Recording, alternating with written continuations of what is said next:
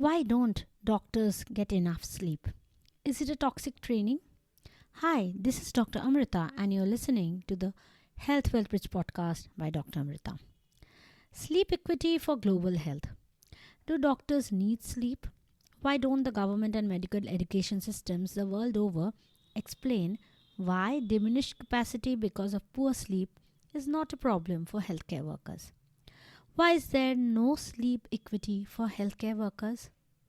Why is it okay to ignore the elephant in the room in this case? Why do students and residents everywhere end up thinking it's okay to sacrifice sleep for work or play?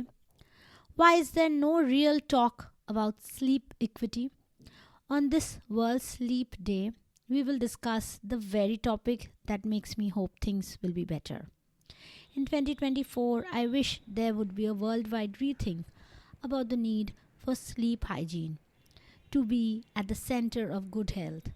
Let doctors know that sleep cannot be sacrificed even when you are the healthcare provider.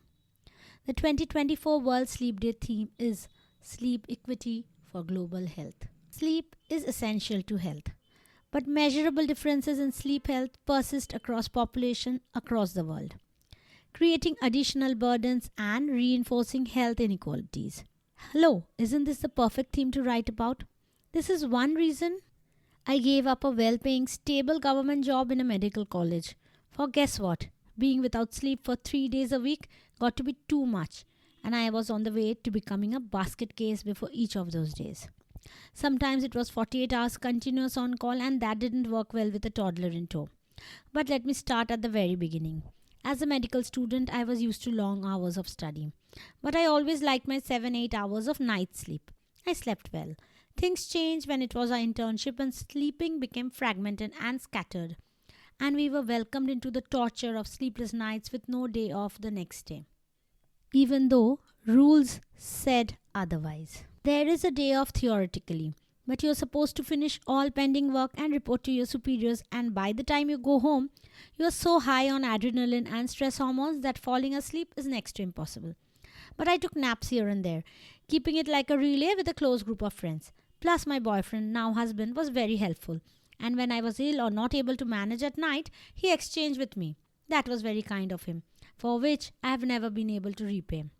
But during the PG days, that benefit was absent because we were now working in two different departments in two different medical colleges, and work was hard. But once we got married, things got better somewhat. Also, night duties in my UG and PG involved being with a group of friends, seniors, and consultants only a phone call away. There was work and sleeplessness, but not too much stress. Duties could range from 90 hours to 120 hours a week depending on the year of residency. Even so, I managed. I was in between, I was happy. I was lucky to find a low-pressure consultancy in which I became a mommy. But then things got worse with my posting in a district medical college, where the horror of horrors, you don't know it till it reaches you. There was no restroom for doctors, but only for students and nurses. So I had to either sit in the ward or keep visiting from the rental I was staying at. Other than the problem of drunk ambulance drivers, drunk people on the streets, and drunk patients in an emergency, the horrifically barking groups of stray dogs kept my emergency duties sleepless in more ways than one. The worst part was that the stress was so bad that it started giving me nightmares 2 days before the duty was scheduled. That was classic PTSD. There was no backup, no team, no support system. Only inappropriate behavior, lawlessness, disregard for truth, turning a blind eye to the problem, and just blaming the messenger. After working like this for around 7 years, I gained back my sanity and resigned from the permanent government job for which I had always dreamt, planned, and worked. I still have PTSD when I remember those nights. I am now a private practitioner and I choose my work with care. I can be a good doctor and do my best only when I am also a healthy, well-rested doctor. It is important to never compromise certain things in life. One of those is sleep, both quality and quantity. And the second one is inner peace. You cannot have the second one without a good night's rest. It's okay during training, but not forever. What are the medical conditions that sleep deprivation can cause? Diabetes mellitus and insulin resistance, and also hypertension.